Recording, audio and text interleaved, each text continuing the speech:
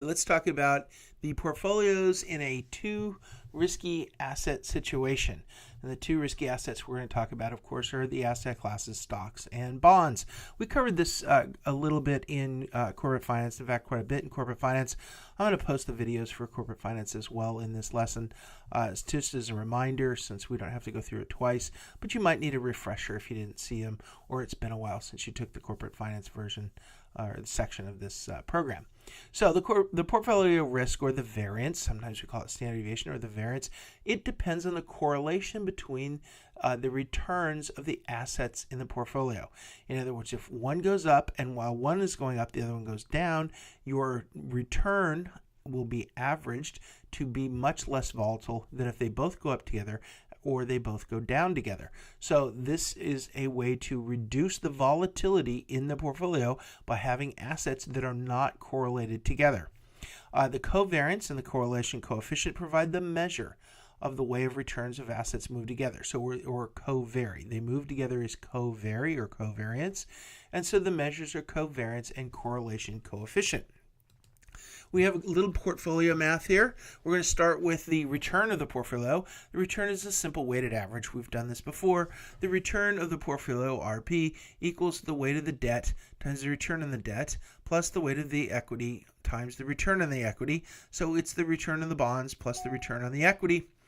And you can see that we've added the E, which is the expected return of the portfolio, equals the weight of the debt or the bonds. Debt and bonds are synonymous here, times the expected return on the bonds plus the weight of the equity times the return on the equity. So the portfolio return is quite simple. Then we go into the portfolio variance, which is a little more complicated, but not much. And we know variance, we have sigma squared is the variance.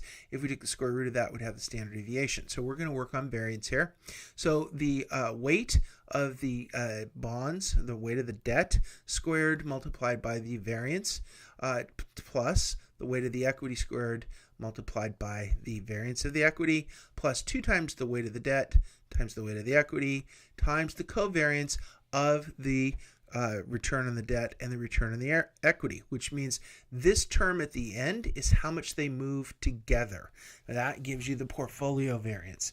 So you have the bond variance, the equity variance is in this formula, but the most important term here is the covariance of the bonds and equity moving together. If they move together and there's a high positive covariance, we're going to cover this in a minute, then you don't have much time to or much opportunity to reduce risk.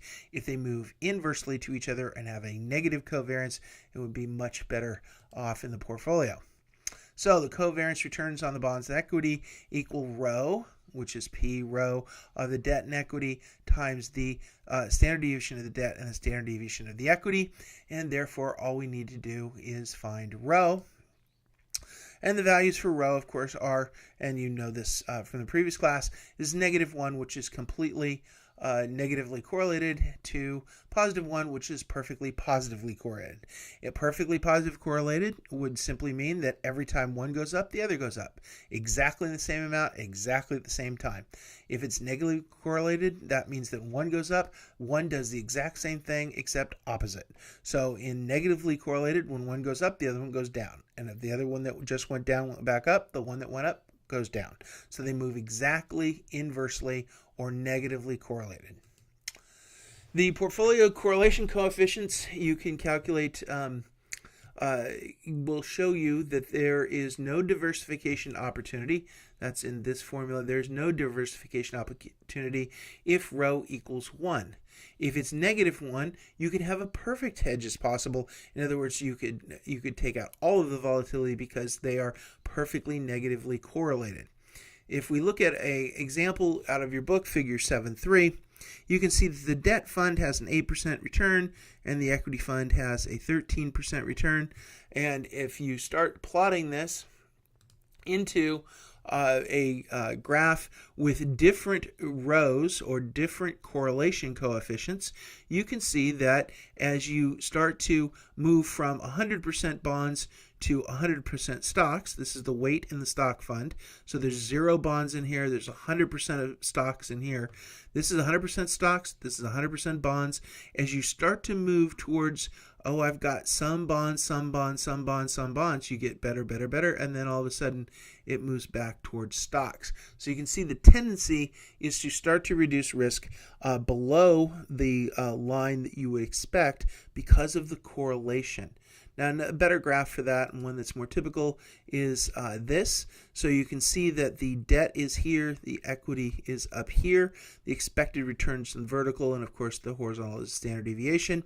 So we have the standard deviation of the debt is 12, and the return is 8, and the standard deviation of the equity is 20, and the return is 13. So it's the same line that we had back here. We're just moving it forward. Actually, it was up further. It was back here, but we're moving it here, and so this is this line.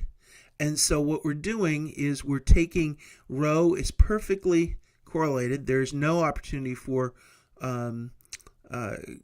risk reduction, but they aren't correlated. At rho equals 0.3, you can see you can plot the line, and all of a sudden you can reduce your risk without reducing your return, and that's exactly what we're trying to do.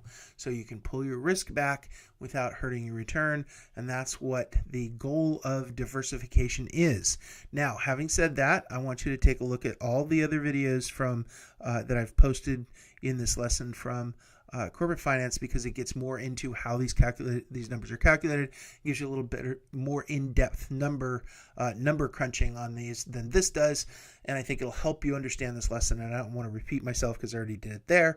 And so that'll move us into the minimum variance portfolio, and we can start talking about risk reduction. So stay tuned.